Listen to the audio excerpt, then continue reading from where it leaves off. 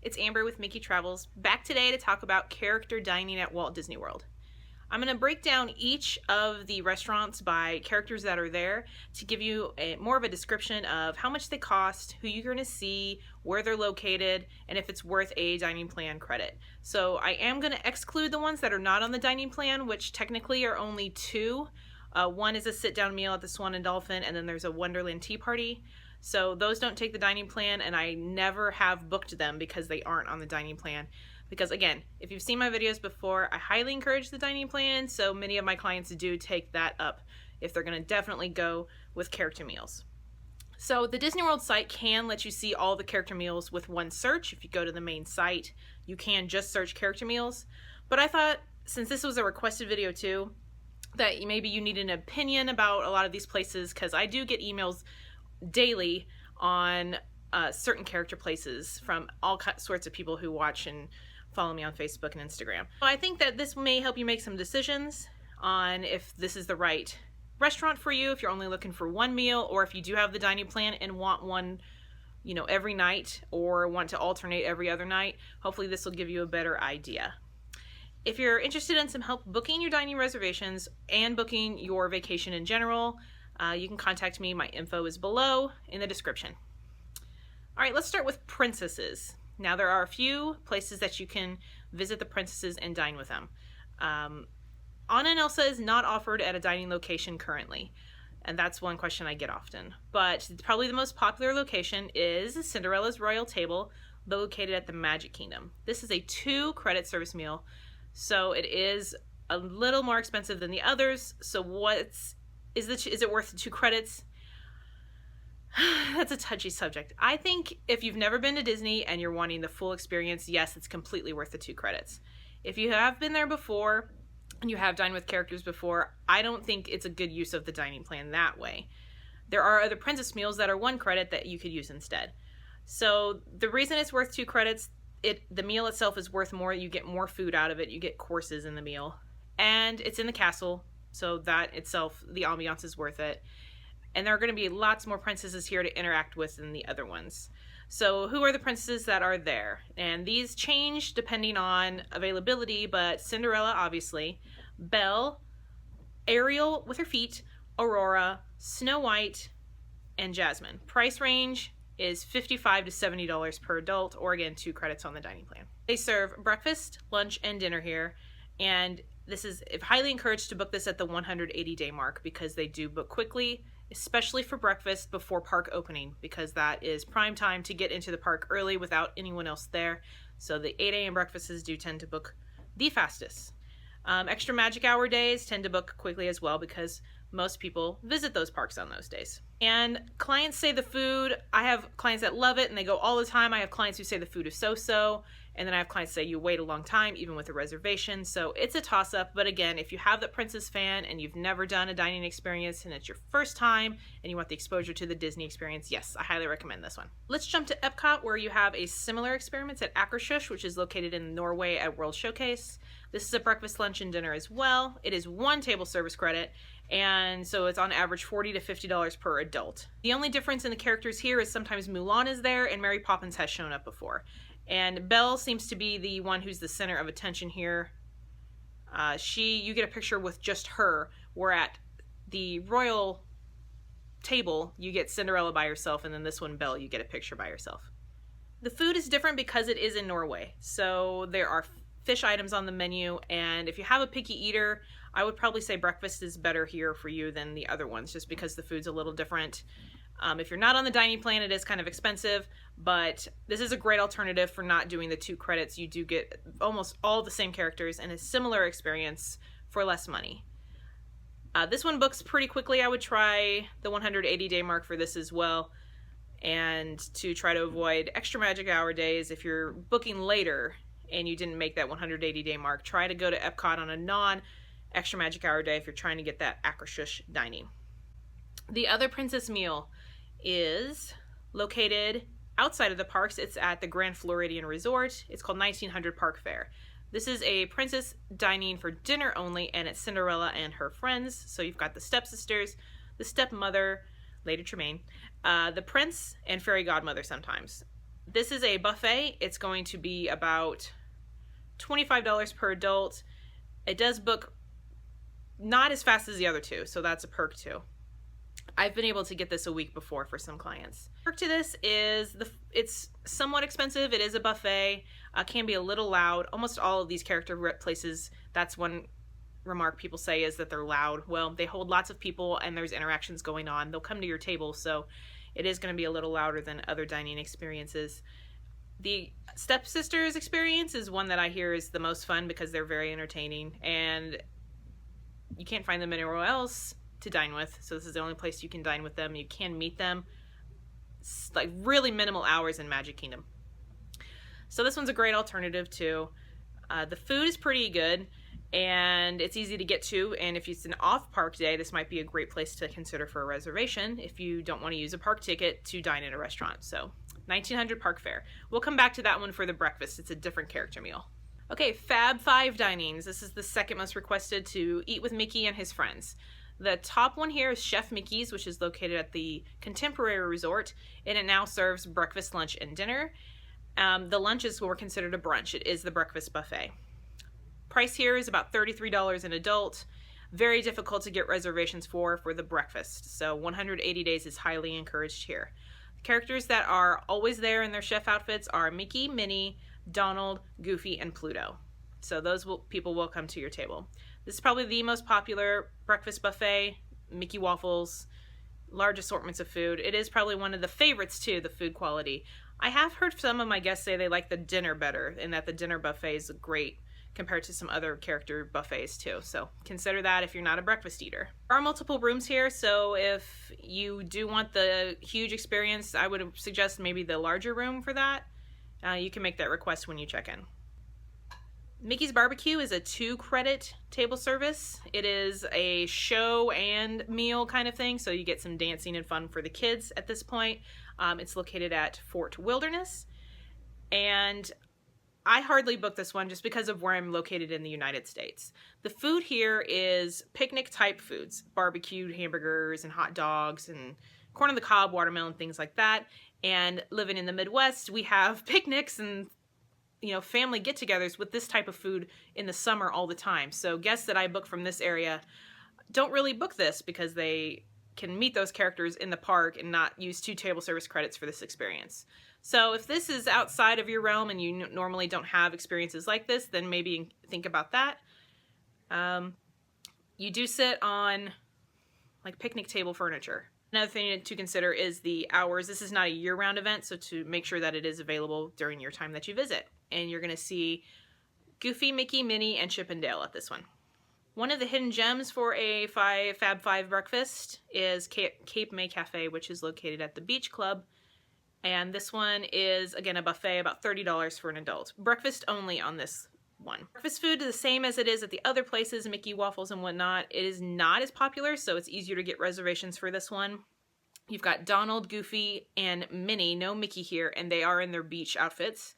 So if you wanted to save maybe seeing Mickey another time, this is a good one to think about.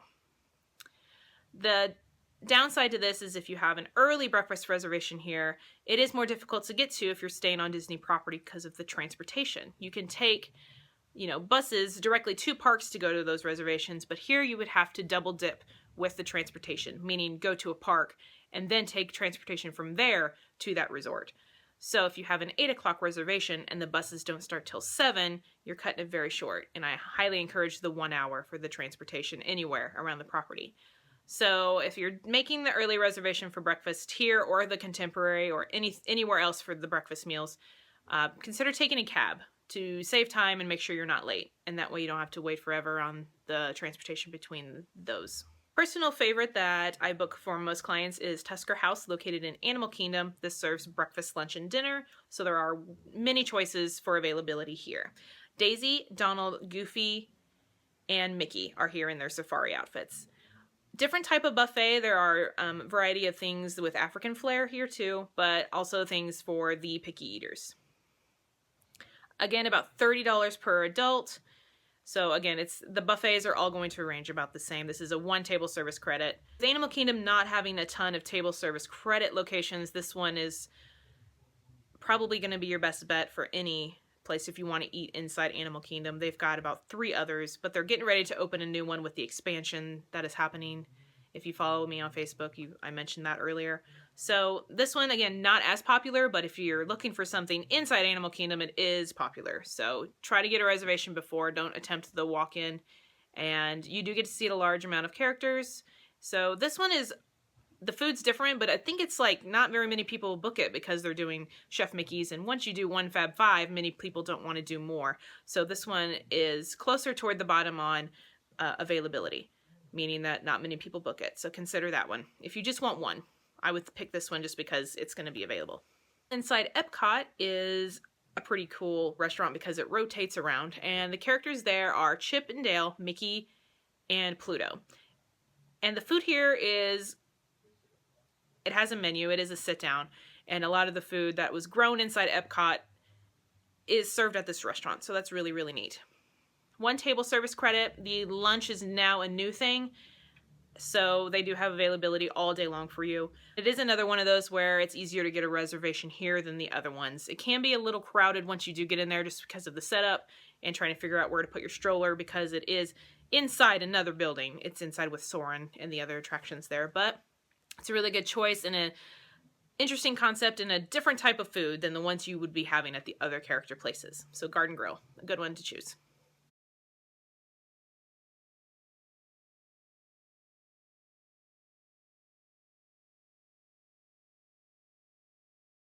All right, so let's wrap up with the ones that I don't really put into a category, but feature some characters that are favorites for others. So I always ask if the clients like these people, because it's a toss-up, especially on this one, if Winnie the Pooh is a character that people like, because I mean, some younger kids know who he is, but some older kids really do, because I feel like he was more famous back in my day than he is now, but I don't know. My husband and I love Tigger, so we are actually going to Crystal Palace. I'm taking him for the first time for a breakfast. It does serve all 3 meals. It is about $25 to $40 for adults. Eeyore, Piglet, Tigger, and Winnie the Pooh are there. It's located in Magic Kingdom. All types of foods on the buffet. Really nice experience. It does tend to book for the major lunch and dinner hours quickly, but there is availability a lot of times when I check, but just like for random hours, like 3 o'clock. So if you're wanting a prime time spot, try to do that at your 180 days. 1 table service credit. Not a whole lot else I can say about it. It's just different characters, it's almost same kind of food, but another option at Magic Kingdom if you can't get into Cinderellas. So think about that. Be Our Guest for Dinner is a character meet and greet. It's kind of different because it's only the Beast, and he's off in a dining room. He does not come to tables like they do at the other restaurants. So this is about $15 to $20 per entree for the adults. They serve steak and some other fancy things. It's a cheaper menu during the day if you do the quick service credit during lunch. So if the Beast is not a huge ordeal, I would not use a table service credit at Be Our Guest. I would try to use your quick and get a reservation for the breakfast or lunch there. And if you've been watching my videos for a while, a lot of people have been asking about fast passes for Be Our Guest, and I need to update that. They no longer do fast passes there. This is the only quick service restaurant that actually takes reservations. So you can reserve breakfast or lunch for your quick service and continue to reserve dinner for the table service. Food is great. It's still very, very popular. Very hard to get this reservation at 180 days. I would encourage try to get it toward the end of your trip. You'll be able to find more availability there. So Magic Kingdom, 1 table service credit, Be Our Guest. Dinner is character only. Another extremely popular one lately with my clients is Hollywood and Vine. It's featuring Disney Junior characters, including Jake and the Neverland Pirates, and Sophia and Doc McStuffins. So the younger crowd, this tends to be a plus for them. This is a character meal for breakfast and lunch only, and you're looking at about $35 per adult. We ate at this restaurant when it was the Star Wars dining. If you've seen our video earlier from the summer, the food was pretty good. It was a nice buffet, lots of choices, and they do have a kid buffet specifically for kids with chicken nuggets and corn dogs and things like that, and a huge dessert area. It's very, very loud, just like the other ones, and even though those are like some things that people get annoyed with, since this is the only place you can see some of these characters. You can see them in the show, and I think Sophia does a meet and greet. I don't think Doc McStuffins is meeting yet, so this is the only place you can go up to her and get a picture taken at this point, I think. I'm not 100% on that, and things change with Disney all the time, and so if something happens from this video and it's changed, I mean, leave a comment and let us know if it's changed, but from what I thought, this was the only place you could see Doc McStuffins. Books very quickly, and one thing to consider is that you can use a Phantasmic package for this. That's still 1 table service credit, even if you have the Phantasmic on it, and those are available for lunch. And I tend to, when I'm booking for my own clients, I'm able to get them those because I book extremely quick. So another perk to having a travel agent with MickeyTravels, we book the instant your dining reservations open up, and we get you those extra, little magical extras. Okay, 1900 Park Fair Breakfast is some really interesting mix of characters. Tigger and Winnie the Pooh are there, but not the others. And then Alice, Mad Hatter, and Mary Poppins. So I know I said that was the only place you could see Tigger and Winnie the Pooh. What I meant was it was the only place you could see all of them together. But Tigger and Winnie the Pooh are also with Alice the Mad Hatter and Mary Poppins at 1900 Park Fair for breakfast only at the Grand Floridian. It is a buffet like the other ones and ranges in the same prices as all those.